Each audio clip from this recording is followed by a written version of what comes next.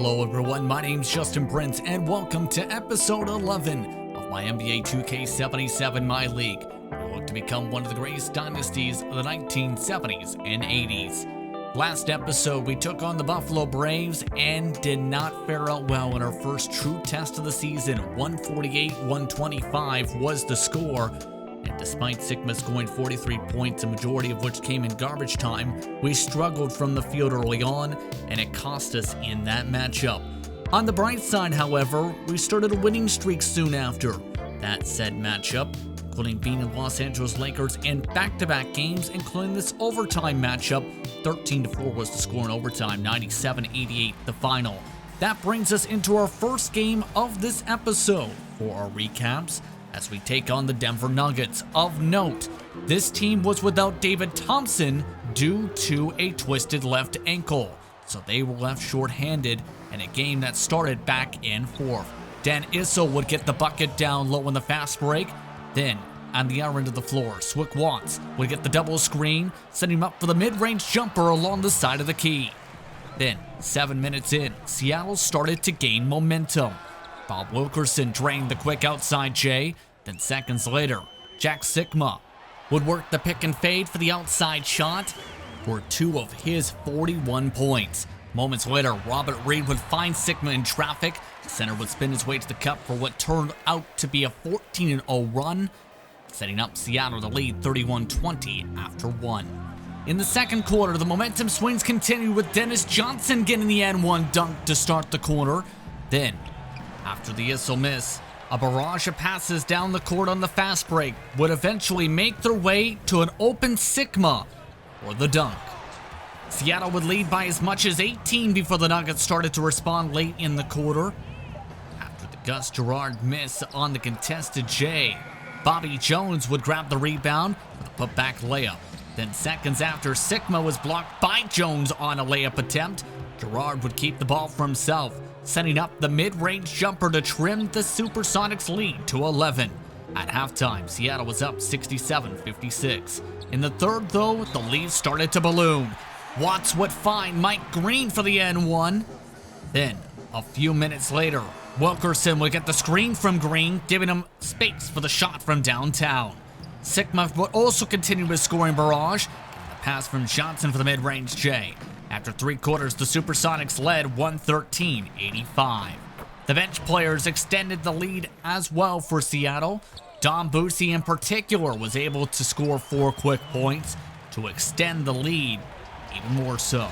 In the end, Seattle beat Denver 144-109 is the final. Jack Sikma has mentioned 41 points in the game. Bob Dandridge quietly put up 31 points, with Fred Brown putting up 18 and Mike Green 11 and 7 in the victory. Dan Issel put up 22 points, while Gerard put up 21. Ray Williams just 13 points and 8 assists in the loss for the Denver Nuggets.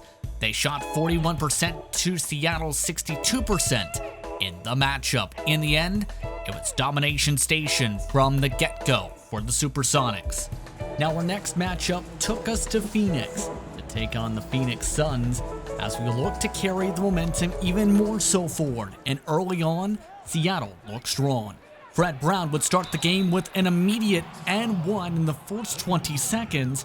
Then, a few moments later, Brown would find Jim Brewer for the easy deuce down low. That would kick off a 12-5 run to start the matchup. Jack Sikma also showed his scoring prowess this game. He put up 16 points in this matchup. 34-21 would be the score after 1. The scoring onslaught continued in the second quarter.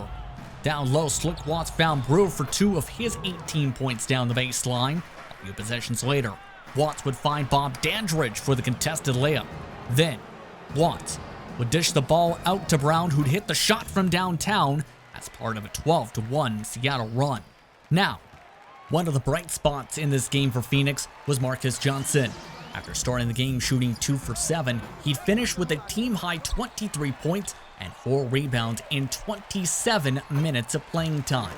At halftime, however, his Suns trailed 70-43. In the third quarter, the bench players kept the scoring up. Watts would get the bucket down low off the pass from Brewer. Then moments later, Brewer would find Tom Burleson down low in the post for the quick 2 points. Eventually, we would super sim the rest of this matchup, where the final score would end up being 121-107 Seattle. Johnson put up 23 points as mentioned, John Williamson 14 points, Sobers with 13 points in the loss for Phoenix, while Bob Dandridge put up 30 points, 11 rebounds, Brewer 18 and 9, Sigma 16 and 4 when it comes to points and rebounds. Overall, shooting just 36% were the Suns. We outshot them 52% from the field to come away with the victory. From that point forward, we marched ahead and simmed past a Buffalo Braves matchup where we lost 106-102 this time. Bob McAdoo put up 27 points, 8 rebounds, 4 assists, and 3 steals in the game. Adrian Dantley 26 points. In the end, though, they were able to outshoot us by 4 made shots, and that was the difference maker. Our final recap of the episode takes us to the Windy City to take on the 27-7 Chicago Bulls for a quickie matchup. The first quarter started back and forth. Select Watts would find Bob Dandridge for the tough layup in traffic. Then moments later, after Dandridge missed the strongly contested layup over Artis Gilmore, Wilbur Holland would score 2 of his 13 points on the fast break opportunity. After a quarter of play, Seattle led 30-29 over Chicago. The SuperSonics would start picking up momentum in the second. Byron Beck would make the short jump shot, and after the Mike Green block, Fred Brown would lead the fast break, finding Beck for the quick deuce. Beck's scoring run continued as Dandridge would find him wide open down low on the quick tempo pick-me-up to help spark an 18-6 Seattle run. Towards the end of the frame is where the offense really picked up. Dennis Johnson would find separation to cut into the paint for the layup. Then, after Mike Bantam, former Seattle SuperSonic, missed, Jack Sikma would find Bob Wilkerson on the break to set him up for the layup down low to the cup. At halftime, the SuperSonics led 64-53. That's when we started super simming, and it became close in the final stages of the matchup. Down 3 with 23 seconds remaining, May would not drain the jump shot, and Seattle will be sent to the stripe the remaining portions of the fourth. 104-98 is the final for the SuperSonics over the Bulls.